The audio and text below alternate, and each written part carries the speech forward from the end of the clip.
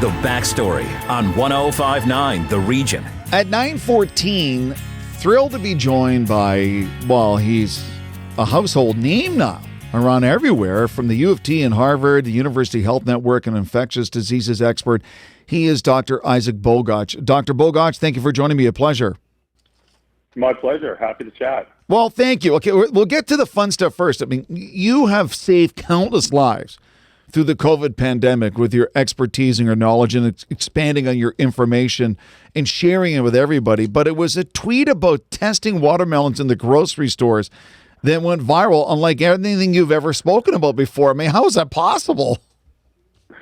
Oh, my God, that was ridiculous. I think it was a lapse of judgment on my behalf. I usually keep media and social media to business only, but I was walking in a grocery store, and you see this all the time during watermelon season. Everyone's just tapping away. I'm like, come on.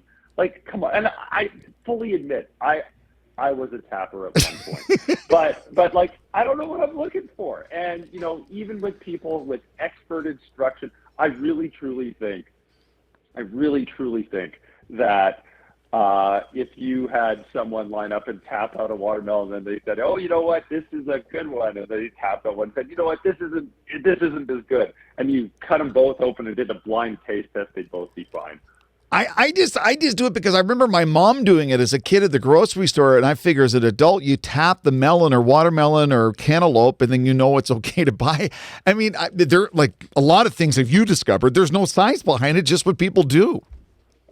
It's so funny. It is absolutely, like, the response to that was hilarious because some people were, you know, crying out, no way, you know, we've been doing this for decades, and we have generations of watermelon tapping in our family. Like, okay, great. And other people are like, I totally agree.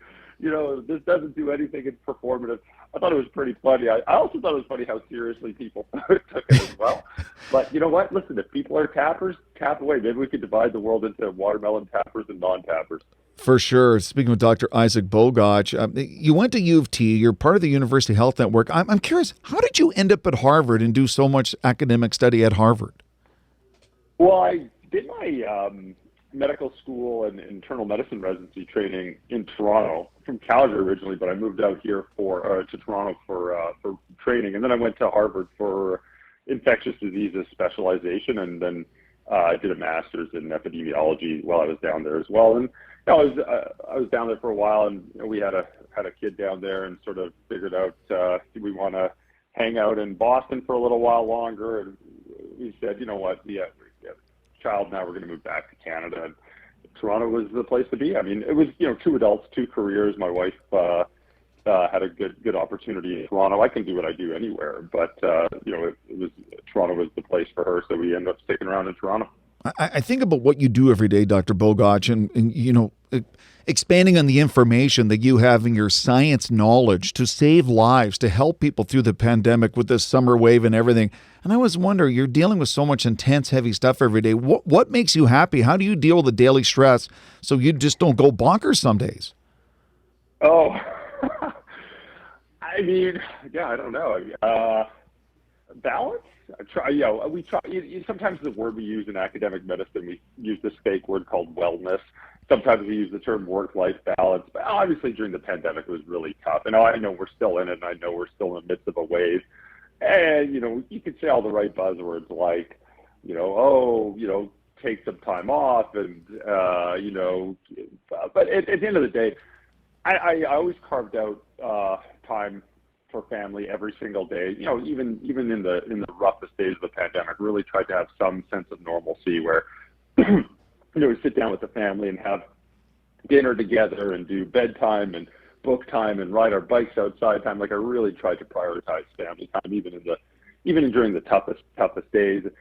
And, you know, I'm not going to pretend that I was perfect, because I was far from it. And there were some days where you just worked straight for, you know, 16 hours, and those were challenging. But I try to get a lot of exercise in, even at random times of the day, either really, really early in the morning or really, really late at night.